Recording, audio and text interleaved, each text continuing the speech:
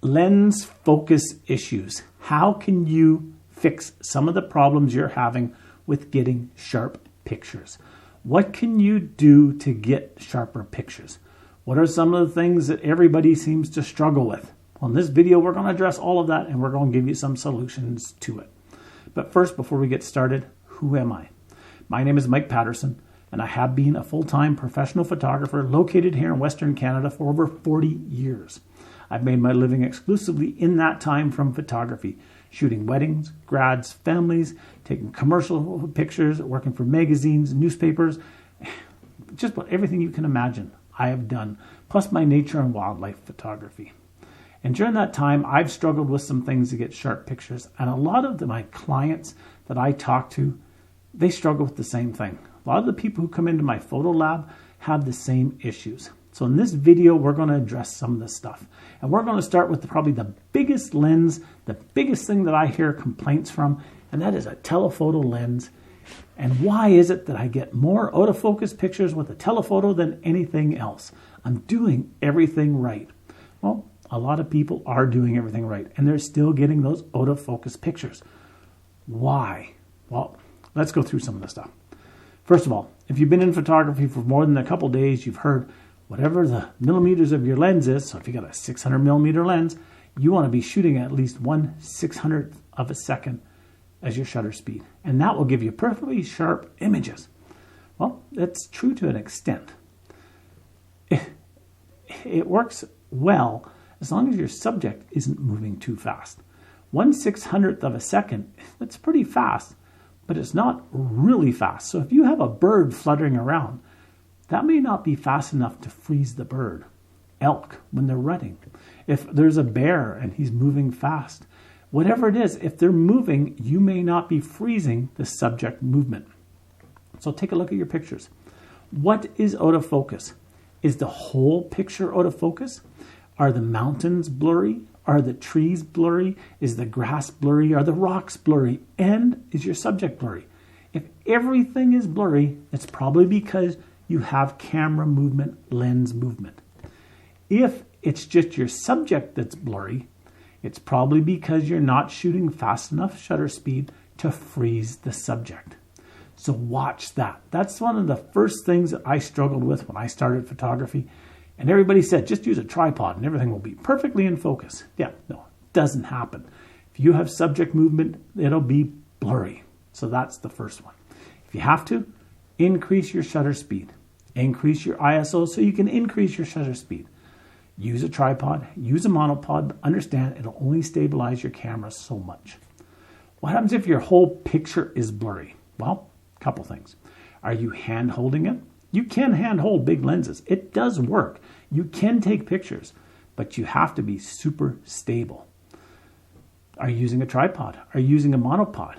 Are you still getting blurry pictures? Well, how good is your tripod? How good is your monopod?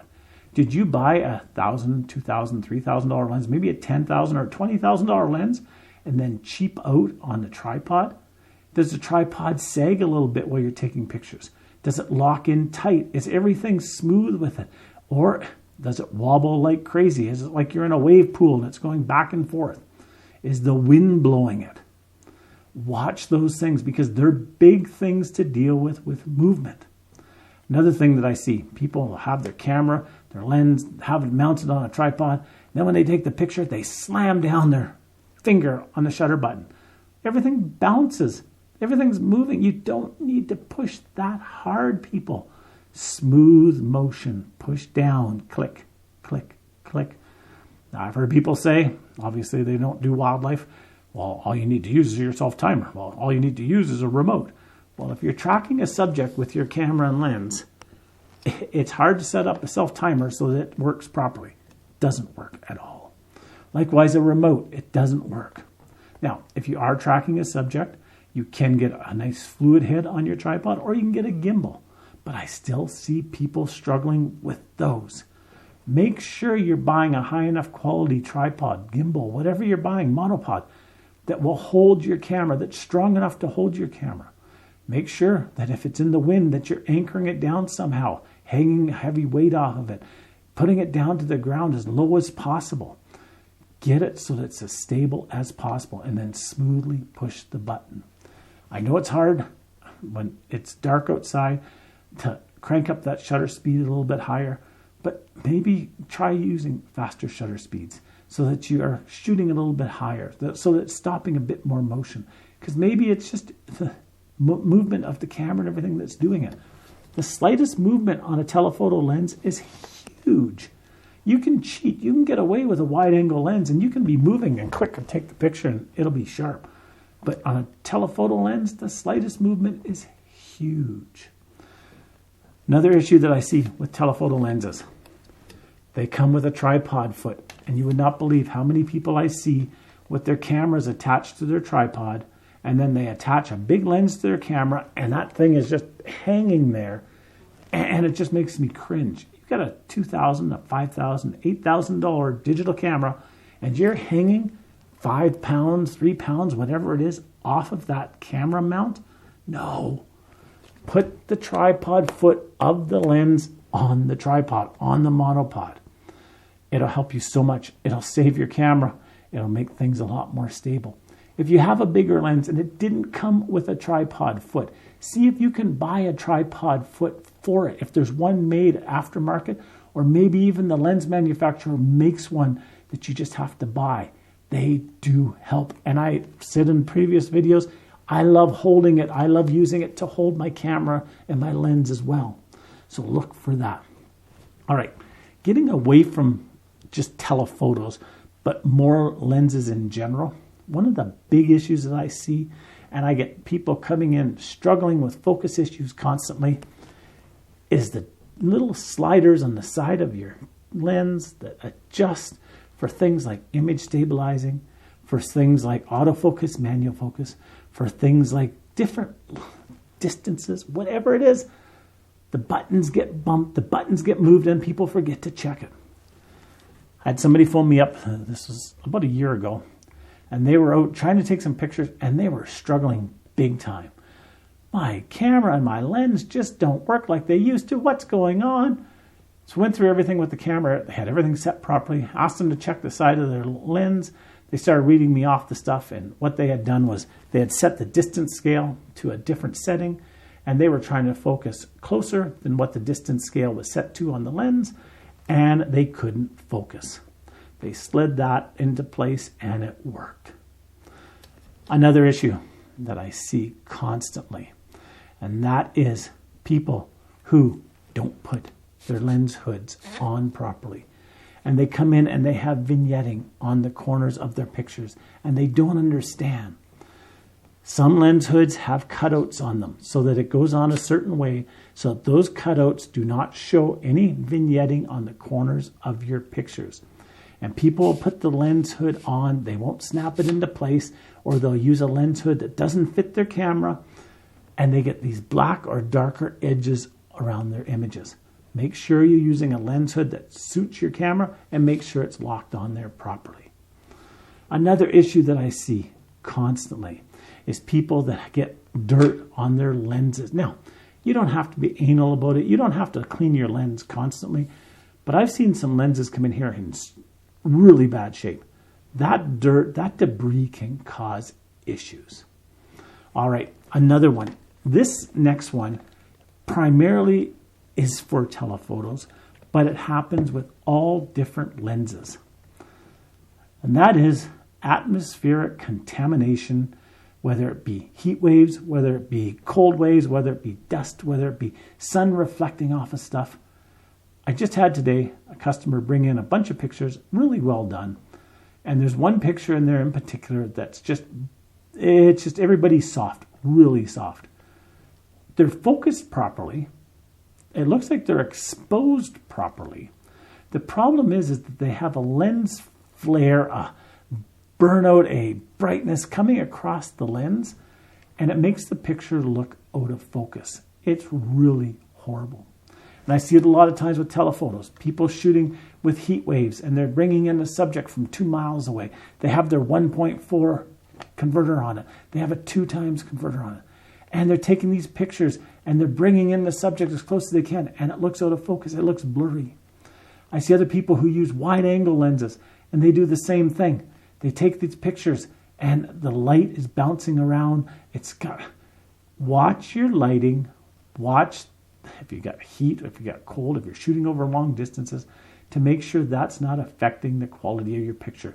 Your camera can still focus. There's no problem with that. Your lens can be perfectly sharp. There's no problem with that. But it's all the contamination that's between your camera and your subject that's causing the issues. All right, another one. This is actually a fun one. I have to tell you about this one. Talking to somebody the other day, we were talking about the same issue, and they says, "Oh, maybe tell your viewers to make sure that you don't have a tree in your lens." I went, "What the heck are you talking about?" And this person went out, was taking some pictures, and they brushed up against a tree. They had their lens hood on, and somehow a part of the tree actually caught onto the end of the lens, and it was hanging on the lens. And I've seen this before with all different lenses, with people shooting through fences, people shooting with trees in the foreground and their subjects in the background. Make sure there's nothing obstructing your view. Make sure that it's properly clear so that there's nothing that is causing a focus issue, nothing that's causing blurriness in the picture. All right, another issue. This specifically deals with wide angle lenses. If you have a wide angle lens and it's opened up so it's the widest it can be, and it's a wide angle lens, you can get distortion on the edges. You can get warpage on the edges. So your subject in the middle can look perfectly sharp, and as you get to the edges, it bends a little bit and it will look out of focus. I see this constantly with large groups of people. Someone hires a photographer. There's 35, 40, 50, 60 people in a family picture. Yes, it's a big family. Instead of using a 50 millimeter lens, or instead of using an 80 millimeter lens, instead of using whatever, they go down to their 20 millimeter lens, 24 millimeter lens. They get close to the subject, they crank it wide, and the people in the middle look really good. But as you get further out from the middle, the warpages and everything make it look out of focus. Lenses aren't supposed to do that, but they do. Especially the ultra wide angle lens. They are horrible. When you get to 20, when you get 24, 20, 15, 18 millimeters, they warp. So watch that. The other issue that I see with a lot of people when they're doing groups is having the people not standing flat. So they have a curvature of the group, and the people in the middle, they focus on them, and the people at the ends are closer to the camera, so they're really out of focus. Watch that. Another issue. And this specifically applies to the nifty 50 or the fast 85s, where you're shooting at 1.2 or 1.8 or 1.4. Your depth of field is very shallow. If you're focusing on the front row of people, the people in the back are going to be out of focus. If you're focused on the middle row of people, the people behind and the people in front will be out of focus when you're shooting with that narrow of a depth of field. So crank up your depth of field so that you've got enough depth of field so that everybody is in focus. Going back to wide angle again, distortion. I have seen so many times people getting a wide angle lens, walking up to somebody, tilting their camera a little bit, taking a picture, and all of a sudden the person, the top of their head looks huge, or the bottom of their head looks huge. Watch for distortion. That is another issue. All right, and one final one. And this happened to me last night, just so you know that everybody screws up once in a while. I brought a bunch of cameras home. I was doing some work on them, cleaning them up, changing different lenses over. Took a lens, put it on one of the cameras, looked out, and it looked like it was nighttime outside. And it was still bright outside. But what the heck? Oh, wait, this lens has a polarizing filter on it. Not only that, it had a neutral density filter on it.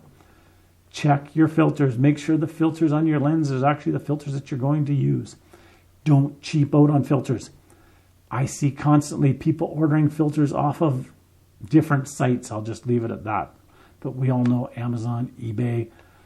And they get these filters and they're garbage. They're plastic and they distort and the color is horrible. And they just watch your filters. If you don't need a filter, don't use a filter. Make sure you're using the right filter. Make sure you're just not leaving filters on because you forgot about it. So watch your filters. All right. I hope that helped. I will go back and take some more pictures and make sure that I'm doing it properly myself. Get out there, have an amazing day taking pictures, and we'll talk to you soon. Bye-bye now.